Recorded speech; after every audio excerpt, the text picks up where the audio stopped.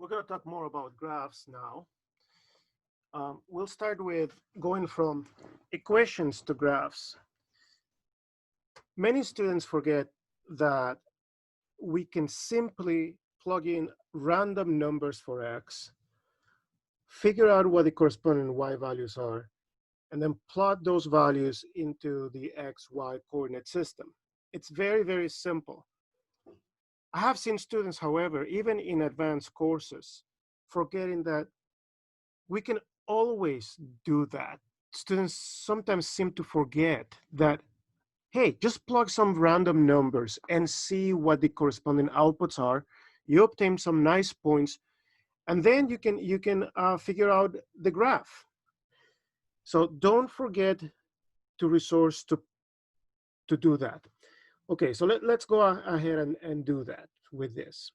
And if you need a calculator at first just to get the numbers out, then go ahead. But try not to use a calculator. So for instance, when x is 1, okay, well, let's start with something even easier. When x is 0, and I want to include some negative numbers and some positive numbers, and 0, for instance. And so I want to leave some room for some negative numbers here, and I'm going to plot some positive numbers here, and then 0 somewhere in the middle.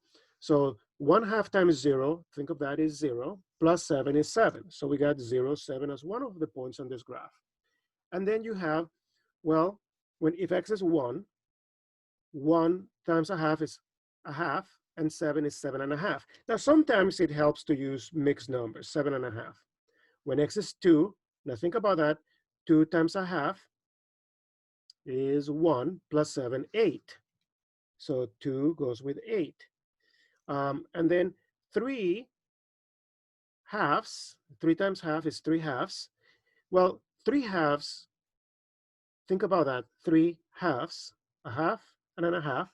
So you got 2 halves that make a 1, a whole, and another half. So 3 halves is really 1.5. But then we add 7 to that, and we end up with 8.5. So with 3, we got 8.5. And especially if we have an equation that is simple like this one, quickly we find a pattern, so 7, with the even numbers, we get whole numbers on the output. With even inputs, we get, again, whole numbers on the output. So 0, 7, 2, 8. I can anticipate 4 is going to go with 9. And then we can keep going on the other side. And you don't have to enter every input in here. Just some random numbers, such as -2. And I'm following the pattern that I'm observing here. Every 2, starting with 0 or with 2, whichever,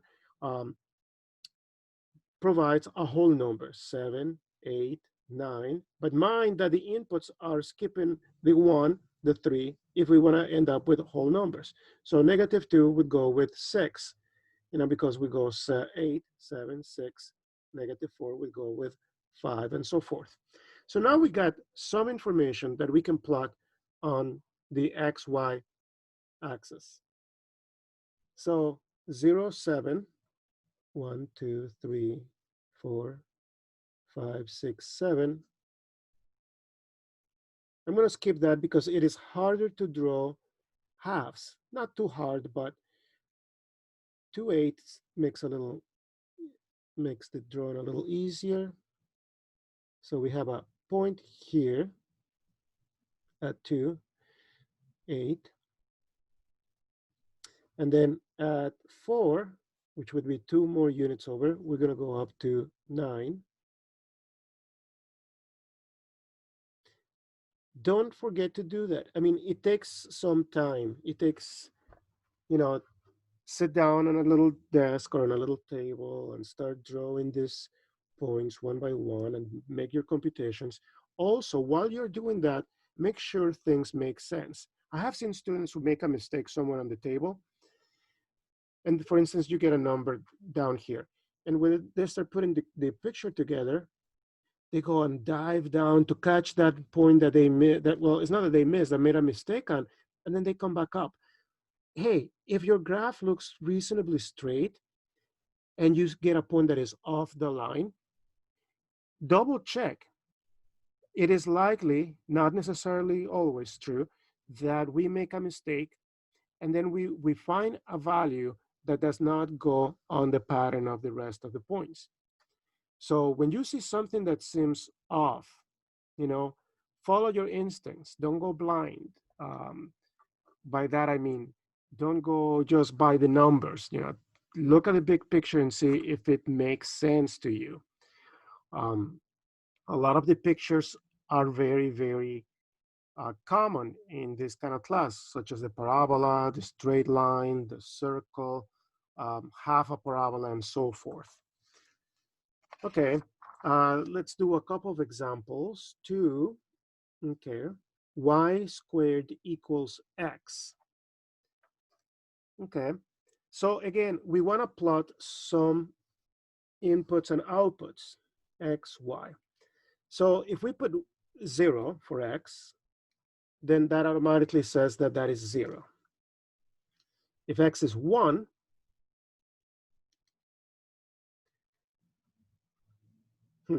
well, let's do the computation. If x is 1, if x equals 1, following this equation, what we have is that y squared equals, well, 1. And if we solve this equation for y would be plus minus the square root of 1, or 1 and negative 1. So we have that the input of 1 can have an output of 1, but the input of 1 can also have the input of negative 1. Oh, I usually continue the positive numbers down. Now I'm going up. I guess I'm not being consistent. In the previous table, I was going positively this way, negatively this way. I guess it doesn't matter. Okay, now try to see ahead of what's going on. The next, if I put a 2 here, we would have to do the square root of 2 based on the same process as we followed here. Square root of 1, and then we would have to do square root of 2. You know, try to think ahead. You know, be very conscious of what you're doing. Some students think, oh, math is just a matter of, you know, punching numbers into a formula, and there's an answer, and I'm done. I want to move on. I don't want to think about this anymore. And we should think of math, even if we pretend to like it, even if we don't like it, we got to pretend a little bit. And think of math as a whole thing that we want to understand. In this case, I want to understand this, a whole equation I want to get to know. You know, take it personal. Don't disengage too much from the equation. I understand that some of us, you know, have to take a class and I just want to get it over and I just want to get an answer, you know, but fight those feelings a little bit and try to get to know that one thing. Even if you are pretending, that's fine. So the reason why I'm bringing that up is because if we put a 2 here, we're going to end up with the square root of 2. And then it's kind of hard to, this video is about graphs. And it's hard to visualize the square root of 2. It's way easier to visualize 3, 4, you know, whole numbers. That's why in this example, even though we end up with fractions, what I did is actually kind of ignore those. I focused on the whole numbers because those are easier for me to draw. Now, some people might say, hey, Mr. Saldivar, you know, this is ancient. Why don't we just use a graphing calculator? You know, punch in the y equals whatever and, you know, graph and boom, there's the answer. Yes, it will work. I'm not against that. But we want to have an intuitive feeling of how this works, how the equation interprets information that we are putting into the inputs and the corresponding outputs.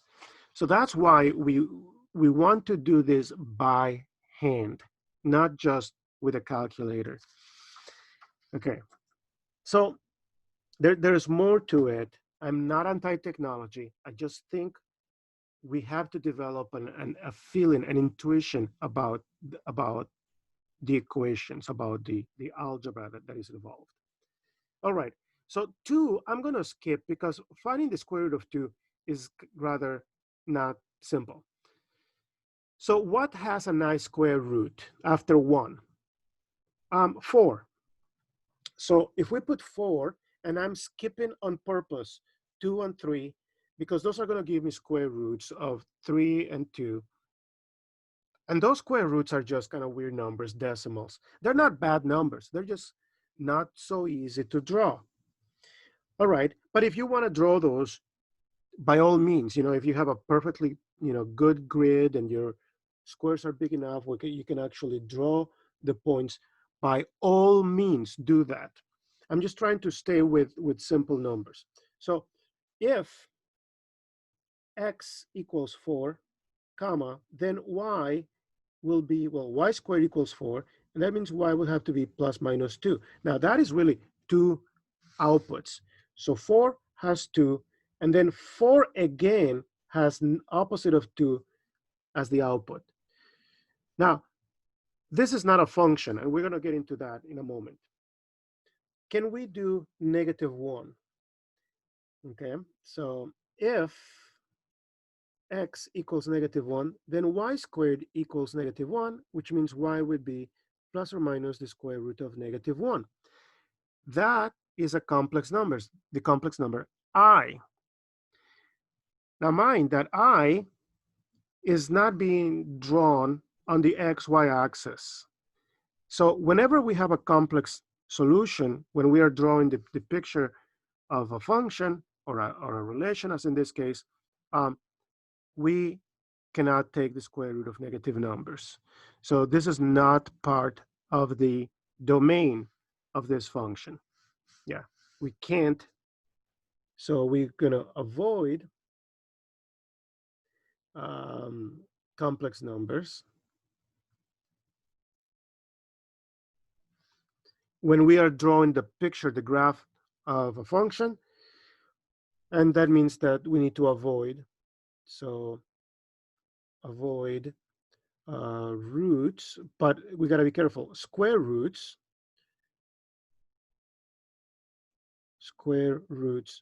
of negative numbers. Okay. All right. So that means that we can't do that. Or -4, we can't. It starts at 0 and then it goes forward. All right. So that means perhaps I don't have to draw too much on the left. 0, 0 will be there. 1, 1. But 1, -1 will be there. So 1 and -1. And then 2, 3, 4, 2, -2. So we're going to have a point here as well as a point there. And as we start drawing this picture, we end up with a nice parabola. It's, of course, those lines are too many. I'm just trying to draw a smooth curve. And this pattern will continue. It's an interesting pattern because it curves to the right. I mean, it curves this way, and yet it keeps going up. So it curves, pretend we were on a highway. This was a highway. So we are slightly turning right, but yet we're kind of going left in the sense that we're going that way. That's an interesting, almost like a paradox. It's not a paradox, but it kind of looks like a paradox because, again, we're turning, if this was a highway and we were going in this direction, we would be turning to the right, and yet we are going away to the left.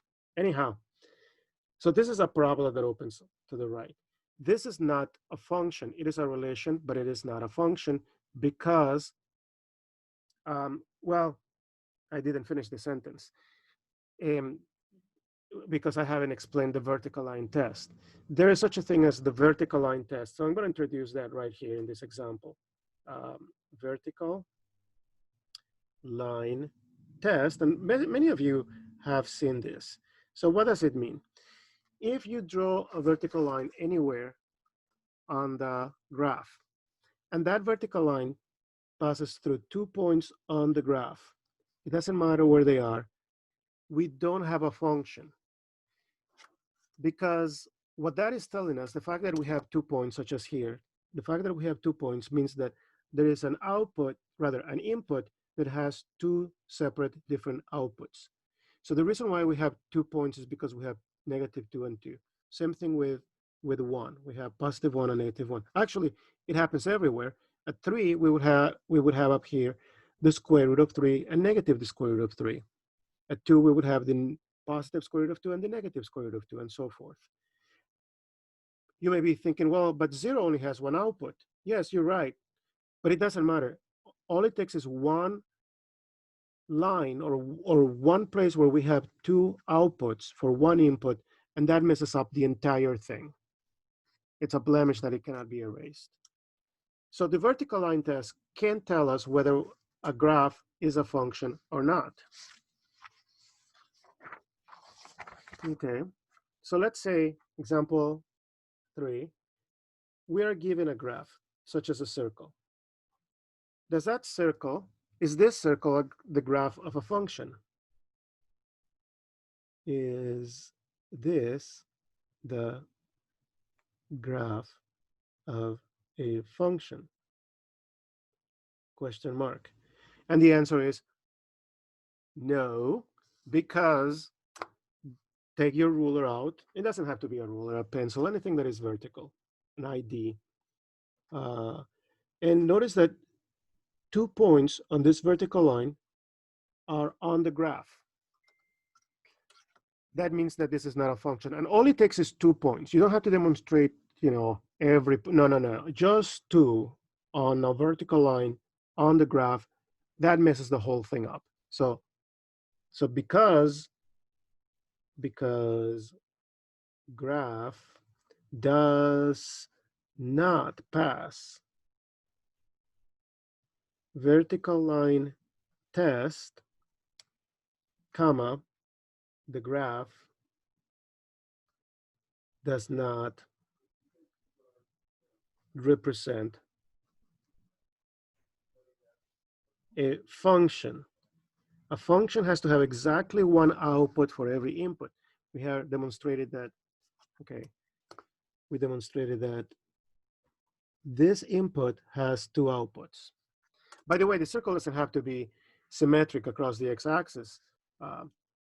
There's another example I want to show you, example 4. This is sort of a pathetic example. There is a nice curve, and then with one extra point. So all of this with this extra point is one graph. All together, all is one graph. See, the graphs don't have to be connected necessarily. They could be disconnected. And that is a perfectly good graph.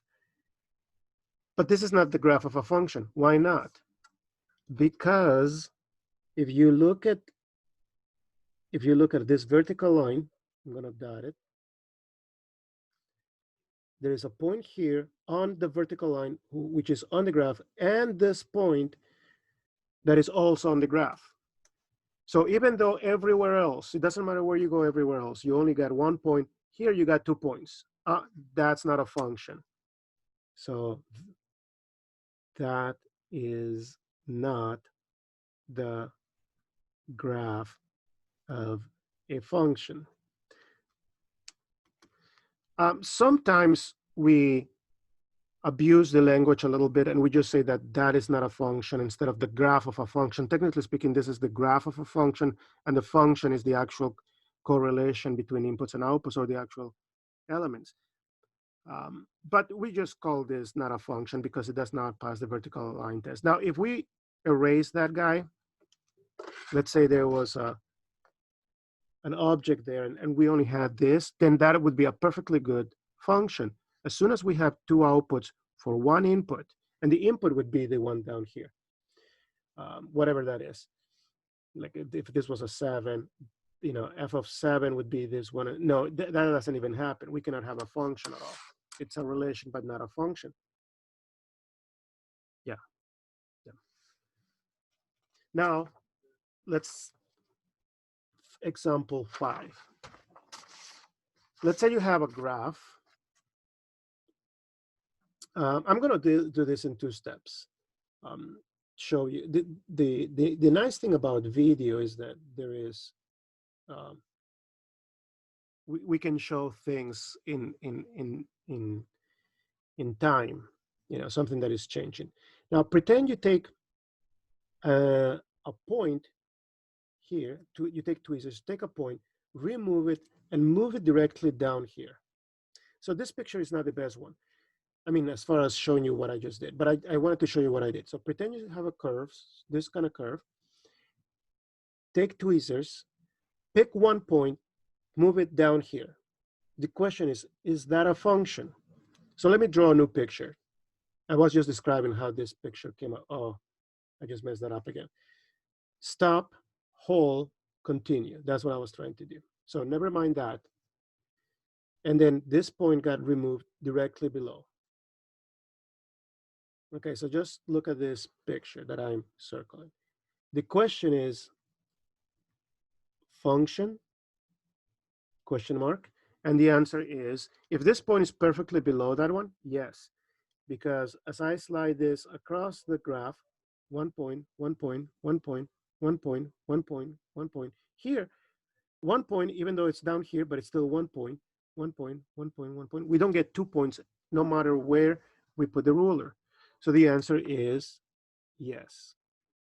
We're assuming that this point is perfectly below this one, or this point is perfectly below the whole left by taking the point off. If there is a gap in the function, it doesn't matter how big the gap is. So example 6. Let's say we have stops. There's a huge gap, and then it continues. Is that a function? Sure. Because again, it passes the vertical line test. Even though there's a gap here, no problem. That just means that the domain is not all of the real numbers. So this guy is a function.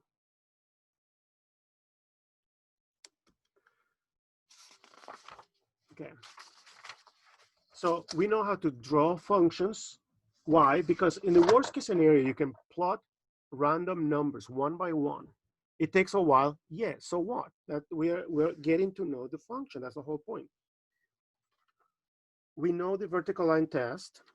Now let's draw some information, obtain some information from the graph. Oftentimes, we're not given an equation, we're simply given a graph. And we want to be able to obtain information from it. All right, so pretend we have this, which you know, and there's the x-axis and maybe the y-axis here. And this point is clear from the picture, whether because you're either counting the actual squares, pretend there is a grid here, and you can actually count the squares, and you can tell that this is 1, and this is perhaps, I'm just making this up, 7, and perhaps this is a 3, and maybe this guy is up here. So you can tell this is lined up with 10 down here, but lined up with maybe 6. Okay, so let's obtain some information, and pretend this is the function f of x. Okay, so one thing, there's many things we can ask about this graph. What is f of 0? And you're thinking, oh, whoa, I don't see a 0. Yeah, it is hidden, it's here. 0, the output, which is, now the output is read on the y-axis, mind. And this number is the input. So f of 0 equals, I'm going to put a line for blank. F of 0 equals blank. Well, the output has to be 3. Not to confuse this with, so we need to put several questions. So this is question A, question B. Not to confuse that with blank. Okay, let's pretend the output is 0. This has to do with one of the videos we did recently. If the input is 0, remember, whatever is in the parentheses of the f is the input, and the other stuff is the output. So whatever that is, well, rather, if this is 0, that means we're looking for the y-intercept. The y-intercept here is 3. If this 0, on the other hand, is the output, then we're looking at the x-intercept. And there are actually two x-intercepts. One, so actually this has two solutions. One, blank equals 0, 7. So if the output is 0, there are two solutions. If the input is 0, then there's only one solution. And you may be thinking, wait a minute, I thought we could not have two. Oh, we don't treat, when we are dealing with functions, we don't treat inputs the same way as we treat outputs. Inputs and outputs are treated differently. So with functions, inputs cannot have two outputs, but outputs can have more than one input. Very, very important, and it's very, very tricky. So this output is allowed to have two inputs.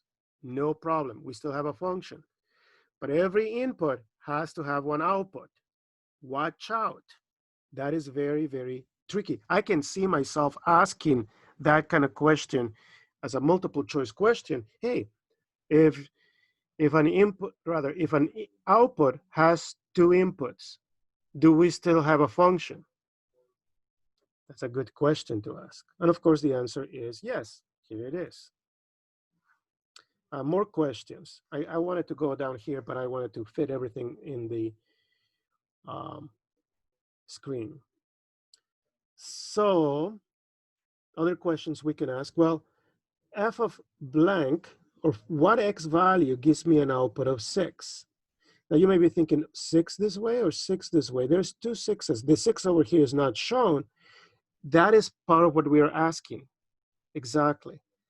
Okay, so we have an output of 6. This is the output which is measured on the y-axis. The output of 6 happens when the input is 10. But this particular graph has two outputs, rather two inputs that provide 6. If you go this direction, there's another one for which we did not give a number. Let's say this is -1. This point is -1, 6. So consequently, f of -1 also equals 6. I'm putting an underline to show that that's what we were filling in the blank. So we were trying to fill in the blank with that. Okay, what other questions can we ask? Oh, what is f of 7?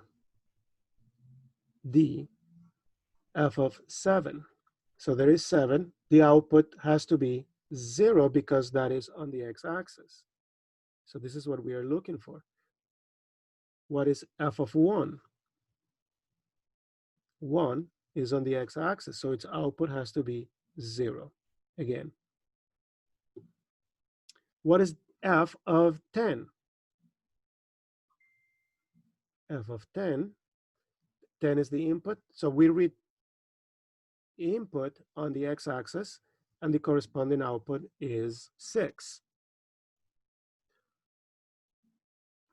Practice this. This is a valuable thing to do. It is super duper important that students and public in general know how to read graphs.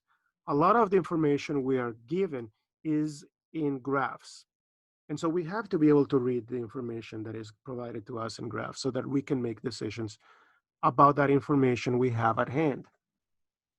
Very, very important for people, citizens, to know how to obtain information from a graph.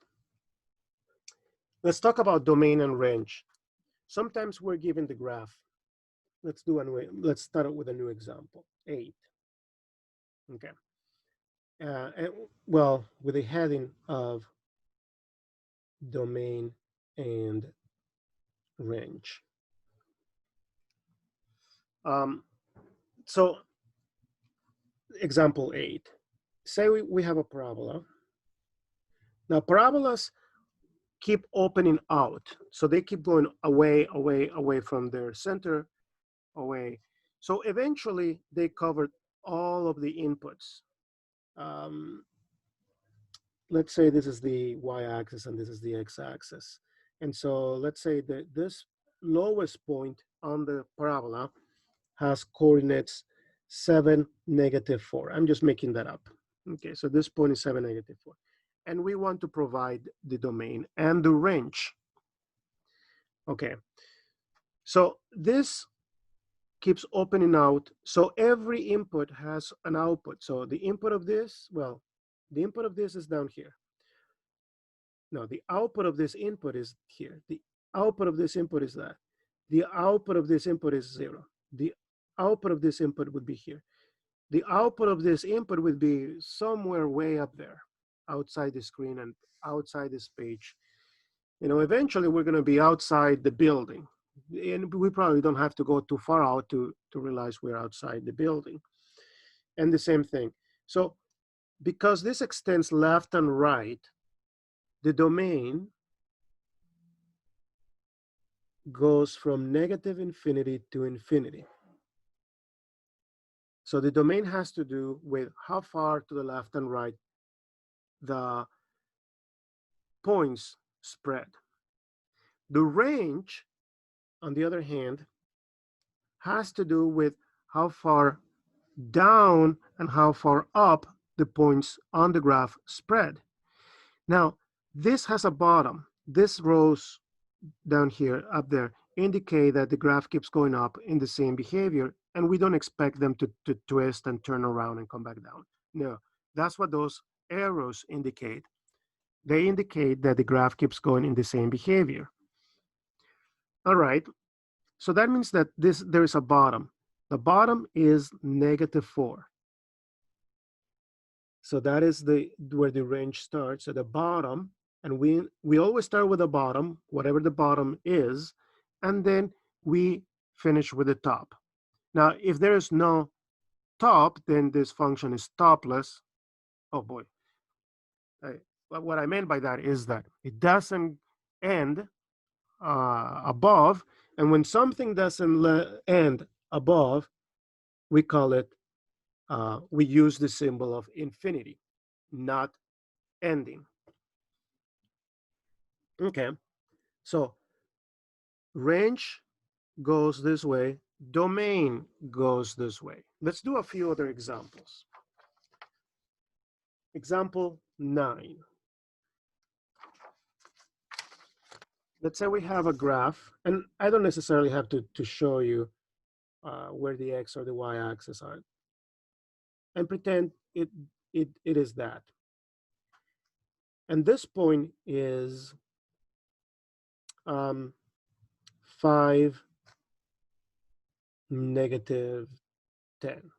Okay, so this is the point 5, -10, and the graph spreads to the right and up. It curves, and it has an arrow indicating that the behavior will continue being the same. There's not going to be any change. So the question is, what is the bottom, rather, what is the domain and the range of this graph? Now, the domain is how far it expands this way. It's very easy to get confused, I admit, because which number are we going to use? We're going to start out with one number.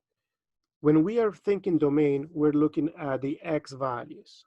So we start with 5, and we don't end. That is our domain. On the other hand, the range is how much we go up and down, and it looks like we start here, that's the bottom, and then we go up. This arrow indicates that it doesn't stop going up. So the range goes from -10, and it doesn't end going up. Actually, I'm going to contrast this with 3 more examples. 10. So let's pretend we have this. So the function starts there, goes up and to the left. 11, start there, goes down and to the right. 12, start there, go down to the left. So pretend it is the same point. Starts at 5, negative 10. So those are 4 different examples. 1, 2, 3, 4 different examples. They're not the same example, but I want to use the same starting point so that we can compare and see what's different. So pretend all of them start at 5, negative 10. That's a point on the XY coordinate system. If we go up and to the right and nothing else, the domain goes from 5 to the right and from negative 10 up. The domain here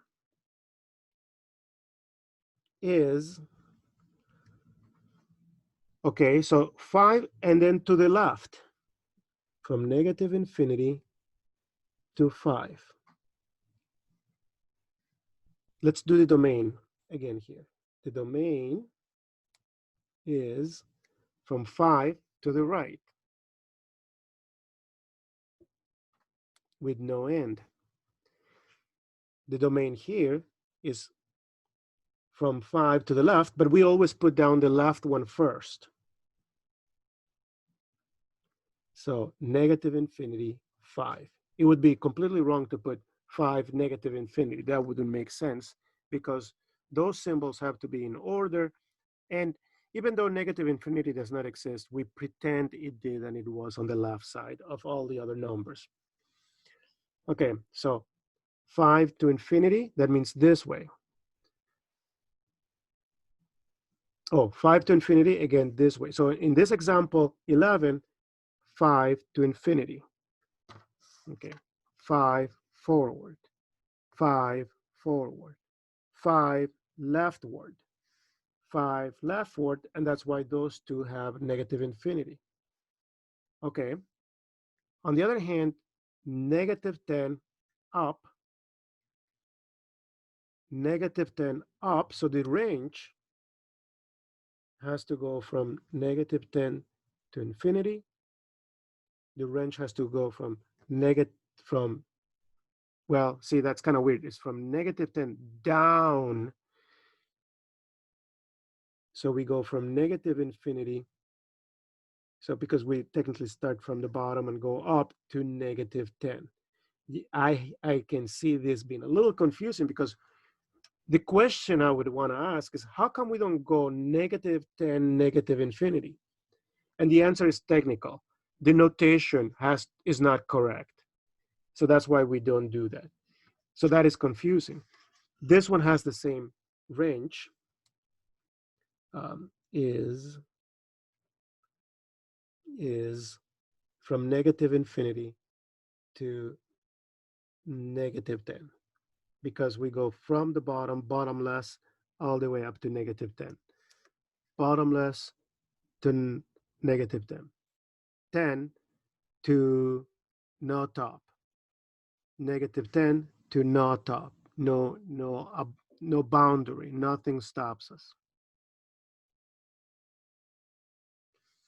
From this point, we can go to the right, and that's why the domain goes from 5 to infinity, and same thing here, from here to the right. Otherwise, we go from negative infinity. Even though we go this way, we always read the graph from left to right. That's why we put, for the range, wait a minute. No, the range is that way. Oh, I meant the domain. Yeah, for the domain, that's why we go from negative infinity to 5, because we always read from left to right. Same thing here for the domain. We go from left to right. So left, right, up and down. A couple other examples. Let's say we have half of a circle. Example 13. Whoops. Say you have half a circle and it starts at 1,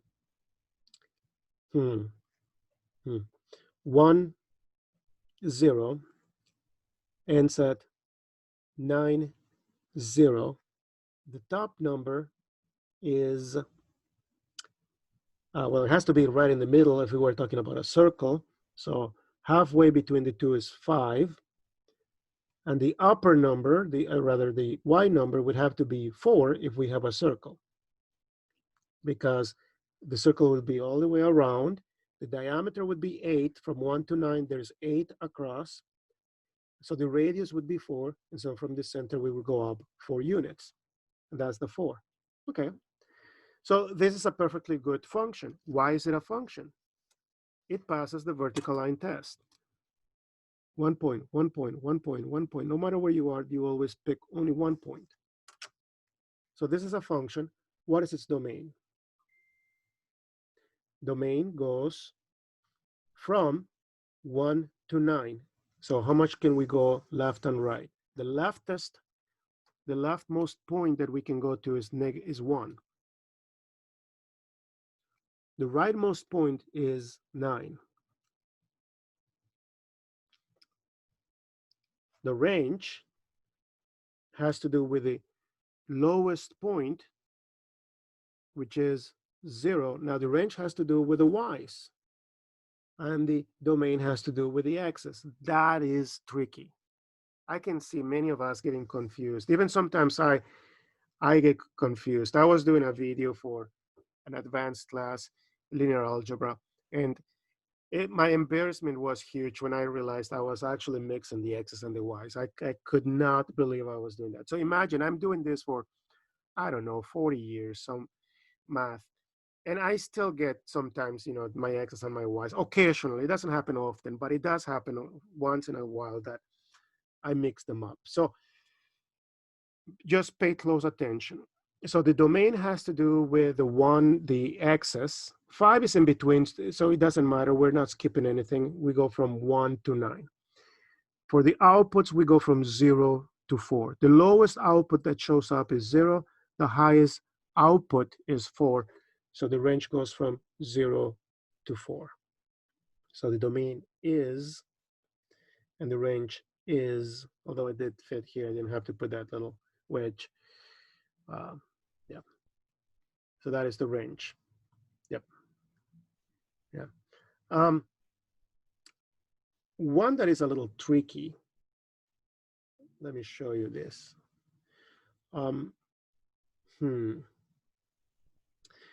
Let's start with a segment of line. Let's say we have a segment that goes from 1, 7, and then it goes out to 10, 17. But that didn't require too much imagination. But again, so that single segment of line, is that a function? Well, you guys know the drill. Start from the left. Are we catching more than 1 point of the graph? No. We always stay with 1. So that means this is a function. What is its domain? Well, the lowest input is 1. The highest input is 10. So we go from 1 to 10. The range, the lowest input is 7. The highest input is 17. That's it. But the reason why I'm bringing that up is because there are some examples, such as 15, that are more than one segment of line. Well, actually, before I do that, let me do another segment of line without the endpoints. Actually, I'm going to piggyback on this guy. So pretend we have a segment of line, but these are holes. So this hole, so pretend you start with this, take tweezers, take 1 point, the last point, the very, very last point, which is 10, 17. Pick it up and throw it in the garbage. Then come back, pick this guy up, pry it up, take it and throw it in the garbage. So now what happens? You have 2 holes. The holes, the location of the holes are 1, 7 and 10, 17. And the line doesn't stop at 10:17. It just doesn't stop. That's a weird way of non-stopping. So can you have a segment of line that doesn't stop, even though it doesn't go to infinity? And the answer is yes. That's a little bit anti-intuitive. You know, if we blow up the picture, yeah, let's blow up the picture. And here's the hole, and then there's the line. You know, it does it stop here? Well, no, because there's a gap in between. Remember, the size of this hole is 1 point, and 1 point has no width to it. So it is more than microscopic. I mean, it is even smaller than microscopic. So we will never get to that hole, in the sense that there's always points at a distance of it. You can always take half the distance, and there's still more points half distance. And you can take more points half. So no matter how close we get to this, we're still getting more and more points in between. In that sense, there's no end to that segment. It doesn't stop somewhere, because the place where it used to stop was taken off. So what is the domain? Domain is from 1 to 10 as before, but instead of having a closed bracket, we're going to have a parenthesis. Is that confusing? Absolutely, because this is an interval and this is a point, and they kind of look the same. You know, they have parentheses and numbers and a comma in between, but this is an interval, not a point. Is that confusing? Absolutely yes, because we're using the same notation for two ideas that are completely different. It's like having children with the same first name. You know, if I had two children and the two of them had the same name, I don't know, whatever, Peter, you know. So I have, let's pretend I had two children, two boys, and one is Peter and the other one is Peter. How can you tell them apart? Hey, Peter, come here. The two of them come running. Or the two of them ignore me. Either way, same difference. So whenever we are using the same notation, the same name for two completely different ideas, confusion arises. So here we have the same kind of notation, parenthesis, number, comma, number, parenthesis. Wait a minute, but this is an interval. That means from here to here. This is the hole, the location of the hole, which is 1 to the right, 7 up from the origin. Now, please do not get confused. Those are different ideas. The context tells us which one we are talking about. So going back, well, actually that has happened in my classrooms. You know, it's not uncommon that I have students with the same first name. Used to be that Michael was a very common first name, and so, or Jake also. So I say, hey, Jake, what is the answer? And then the two Jakes or the three Jakes in my classroom would not know who I was referring to. But if I say Jake and then I was pointing to one of them, sometimes it's not very polite to point to people, but just, or if I was staring at the person, then they would know who I was talking about. So the same thing happens here. The context tells us this is, since we're talking about domain, we have an interval. Here we have a location, a point on the graph. Watch out. Now, that doesn't happen with the brackets, with the square brackets. It is clear here that we have an interval, not a point, because the squaring of them. And the range would be from 7 to 17, just as before, but open, 16. Okay, never mind this. So pretend we got a point here up to a hole, drops down half the way, and then, so directly below, and then it continues and stops here. So this coordinate the coordinates of this point are going to be, let's start with 1, 7. We go up to 10, 17. Then we go back down to 5. Wait, 10. Yeah, I have to, that wouldn't make sense because 5 is between 1 and 10. So that doesn't make sense. It has to be 10 still, because I'm assuming this is directly below. So 10, comma, and then somewhere between 7 and 17, let's say 11. And then we go up to, just to make things easy, 20, comma, 22. Okay. So the question is, so this is one graph. Even though it comes in 2 pieces, that is still one graph. Watch out, because some graphs look like this. So it is one graph, even though it comes in 2 branches. Each one of those is called branches. Let me emphasize that. One graph with 2 branches. So 2 branches, one graph.